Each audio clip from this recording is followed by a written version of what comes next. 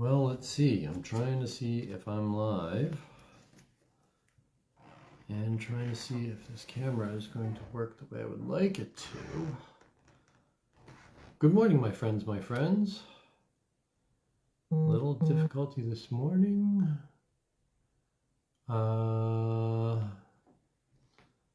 Looks like I'm okay. All right. Good morning, my friends, my friends. Benjamin Blackett, Life Mastery Consultant at A Creative Healing Place.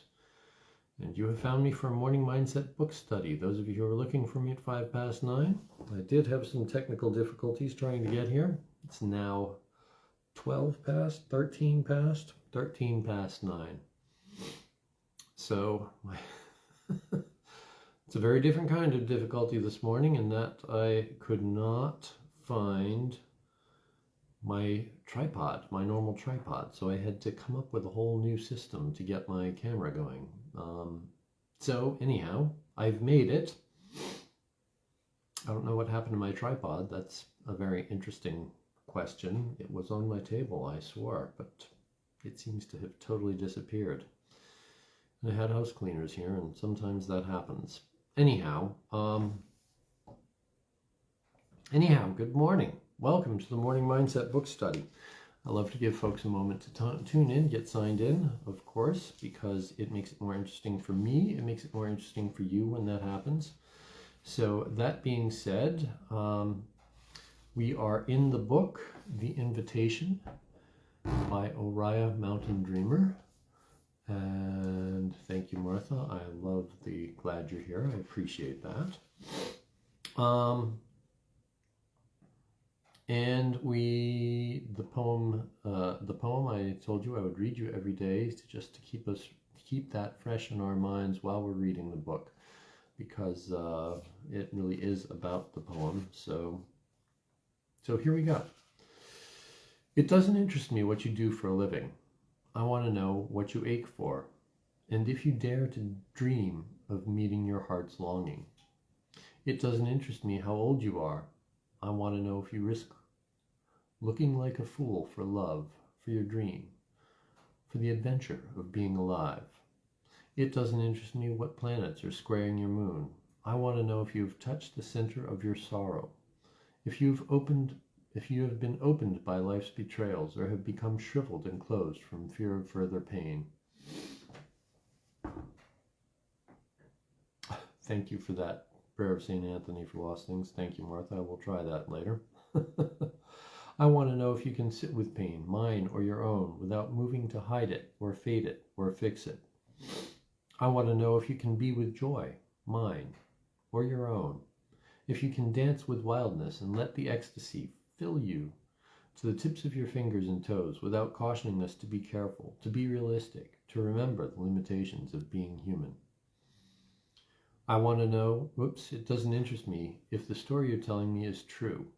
I want to know if you can disappoint another to be true to yourself, if you can bear the accusation of betrayal and not betray your own soul, if you can be faithless and therefore trustworthy. I want to know if you can see beauty even when it's not pretty every day, and if you can source your own life from its presence. I want to know if you can live with failure, yours and mine, and still stand on the edge of the lake and shout to the silver of the full moon, yes. It doesn't interest me to know where you live or how much money you have. I want to know if you can get up after the night of grieving and despair, weary and bruised to the bone, and do what needs to be done to feed the children. It doesn't interest me who you know or how you came to be here. I want to know if you will stand in the center with... Try that again. Good morning, Amy. It doesn't interest... I'm sorry I'm laughing, Amy, because I just stumbled over my own mouth. Okay. It doesn't interest me who you know or how you came to be here. I want to know if you will stand in the center of the fire with me and not shrink back. It doesn't interest me where or what or with whom you have studied. I want to know what sustains you from the inside when all else falls away. I want to know if you can be alone with yourself and if you truly like the company you keep in the empty moments. The interesting thing for me, reading the poem for you every day as we go through this book, is that I find the poem lands differently every time I hear it. I wonder, those of you who are following, if you'll find the same thing for you. Anyhow, yesterday we left off, we were on page 10 in the reading, and Oriah Mountain Dreamer was talking about her, she's in accepting the invitation, and in the acceptance of the invitation we were discussing seeking wisdom of a life that combines contemplation and action. Real contemplation, truly being with the joys and sorrows of my own heart and the world, moves me to action guided by awareness and fueled by passion for life, was the last thing she said in our reading. So today we'll pick up with this, where she is on page 10, if you're following in books at home. There are no deals being offered here.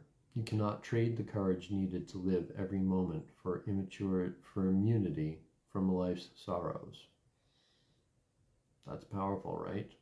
We may say we know this, but ours is the culture of deal-making, of the deal-making mind. From infancy, we have breathed in the belief that there is always a deal to be made, a bargain to be struck, and this is, those are the deals of domestication that we were talking about with Don Miguel Ruiz in the Four Agreements. This is how it's, the lies that we have been taught, right? Eventually, we believe if we do the right thing, if we are good enough, clever enough, sincere enough, work hard enough, we will be rewarded. There are different verses to this song. If you are sorry for your sins and try hard not to sin again, you will go to heaven. If you do your daily practice, clean up your diet, heal your inner child, ferret out all your emotional issues, focus your intent, come into alignment with the world around you, hone your affirmations, find and listen to the voice of your higher self, you'll be rewarded with vibrant health, abundant prosperity, loving relationships, and inner peace. In other words, heaven. So all of it, right? She's saying these are all the verses that we can be taught in this song that we bring to the moment. She then says, we know that what we do and how we think affect the quality of our lives. Many things are clearly up to us, and many others are not. I can see no evidence that the universe works on a simple meritocratic system of cause and effect. Bad things do happen to good people all the time. Monetary success does come to some who do what they do not love, as well as to some who are unwilling or unable to see the harm they do to the planet or others. Illness and misfortune come to some who follow their soul's desires. Many great artists have been poor. Great teachers have lived in obscurity. My invitation, my challenge to you here is to journey into a deeper intimacy with the world and your life without any promise. I'm sorry, I didn't finish reading that sentence. Let me try this again. My invitation, my challenge to you here is to journey into a deeper intimacy with the world and your life without any promise of safety or guarantee of reward beyond the intrinsic value of a full participation. To help us along this path, I have offered meditations at the end of each chapter. These meditations are not prescriptions that will fix what is hard or unhappy in our lives and our world, but they have helped me and those I have worked with to expand and live more intimately with ourselves and the world. They can be read slowly into a tape recorder and played back, or followed while a friend reads them aloud to you.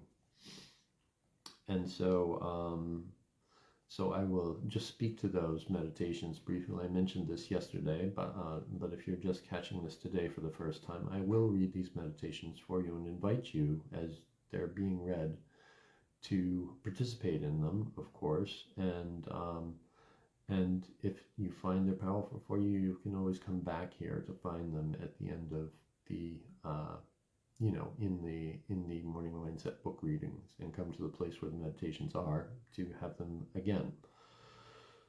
And that being said, I also promised yesterday that if it was at a very awkward moment reading time. When we got to them in the chapter, I would save them so that we would not be doing them in a way that would bring us over our reading time. So if we come to a meditation, for instance, at the end of this chapter, and we only have a minute left in reading time, I'm not going to give you a meditation right then. I will save it for the next day, and we'll do it early. Okay. That being said, she continues this way. She says, life lived intimately may not be easier, but it is fuller, richer, and more open to everything. The confusion and the insight, the excitement and the boredom, the shadow and the light. And somehow, expanding my ability to simply be with it all does make what is hard easier to bear, allows me to give and receive more in each moment. And this is what we're here for, right? To be able to receive and give more in each moment. That's what we're really here for. That's what we all want. More often than not, it simply helps me find my sense of humor when I'm taking myself too seriously. To laugh at how easily and wonderful serenity of the meditative moment can be shattered by the mundane situation of cold water soaking my socks. Let's see. Oriah then goes on to say this. At the bottom of page 11, she says, I wrote the invitation late one night after returning home from a party, and she's speaking of the poem. I was unsettled, disappointed with an evening that had been full of the usual social conversation. Restless, I sat down at my desk in the darkness and listened to the sounds around me gradually diminish as the city settled into sleep. There in the quiet, with a street lamp casting a pale light into the room, I picked up my pen and wrote what I really wanted to say to the people I had met that evening, patterned on a writing exercise I had learned at a David White workshop. If you're interested in learning about David White, that's David White, Whyte, if you're interested. She says, when I was finished, I sat in the half-light and read the words aloud to the sleeping city. I heard my longing to be fully with others, and in the silence that followed, I heard the voice of the world I sometimes think I hear late at night, begging me to remember this longing. Powerful words she uses. Don't you love them? They're so poignant, they're so rich, and she very specifically chooses each word. When I imagine myself as an old, and this is Oriah again, why do I want to put an M in front of her name? This is the third day I've worked on doing that. When I imagine myself as an old woman at the end of my life and ask myself how I will evaluate my time here, there is only one question that concerns me. Did I love well? Did I love well? I don't know what your question is for the end of your life, but that's a great one for me. Did I love well? There are a thousand ways to love other people and the world, with our touch, our words, our silences, our work, our presence. I want to love well. This is my hunger. I want to make love to the world by the way I live in it, by the way I am with myself and others every day. So I seek to increase my ability to be with the truth in each moment. Good morning, Erica. I seek to increase my ability to be with the truth in each moment, to be with what I know, the sweet and the bitter. I want to stay aware of the vastness of what I do not know. This is what brings me to the journey. I do not want to live any other way. And again, as she speaks these words, as she writes these words, speaks them to us, I will tell you that they are very much the words that I would say are true of myself as well. And sometimes I allow myself to imagine that each moment in which we love well by simply being all of who we are and being fully present allows us to give back something essential to the sacred mystery that sustains all life. And our time is just such that we have enough time to read the poem once again, but not enough time to do the meditation that comes at the end of chapter 1. So there is a meditation we will start with tomorrow morning, and just refresh us with the poem itself today. It doesn't interest me what you do for a living. And you know, I have to say this because I love this poem so much. I do feel it's worth reading again and again and again. And this is again why I call this my gift reading, my gift book to you all. The invitation. It doesn't interest me what you do for a living. I want to know what you ache for, and if you dare to dream of meeting your heart's longing. It doesn't interest me how old you are. I want to know if you will risk looking like a fool for love, for your dream, for the adventure of being alive. It doesn't interest me what planets are squaring your moon.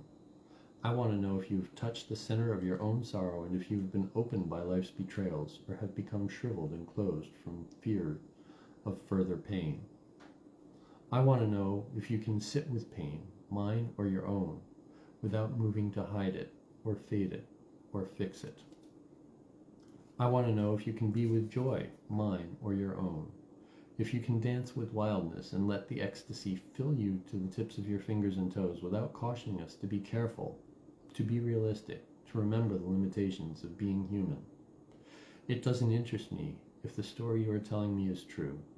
I want to know if you can disappoint another to be true to yourself, if you can hear the accusation of betrayal and not betray your own soul, if you can be faithless and therefore trustworthy. I want to know if you can see beauty even when it's not pretty, every day, and if you can source your own life from its presence. I want to know if you can live with failure, yours and mine, and still stand on the edge of the lake and shout to the silver of the full moon, yes! It doesn't interest me to know where you live or how much money you have. I want to know if you can get up after the night of grief and despair, weary and bruised to the bone, and do what needs to be done to feed the children. It doesn't interest me who you know or how you came to be here. I want to know if you will stand in the center of the fire with me and not shrink back. It doesn't interest me where or what or with whom you have studied. I want to know what sustains you from the inside when all else falls away.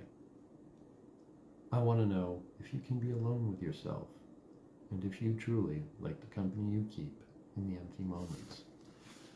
And that, my friends, if we can be that person, if we can be the person who stands there in the times when we're alone and be the person that we truly like, even in the empty moments, that is the true gift of a life well lived, if you want my opinion. So that being said, we are going to pause there for today. Tomorrow morning, no, not tomorrow morning, Monday morning, we will be back at 5 minutes past 9, granting that I don't find any other technical difficulties in my way. And we'll be on page 13, and we will start with the reading and then a meditation for beginners, or for beginnings. So we will hear our first meditation from the book. Alrighty, so that being said, I hope you all have an amazing weekend. First weekend in December. And I will see you Monday morning. Thanks for being here. And Martha and Amy and Erica, thank you. I love that you participate full out and comment and let me know you're here. I love that. Have an amazing day, everybody. An amazing weekend. Okay, ciao for now.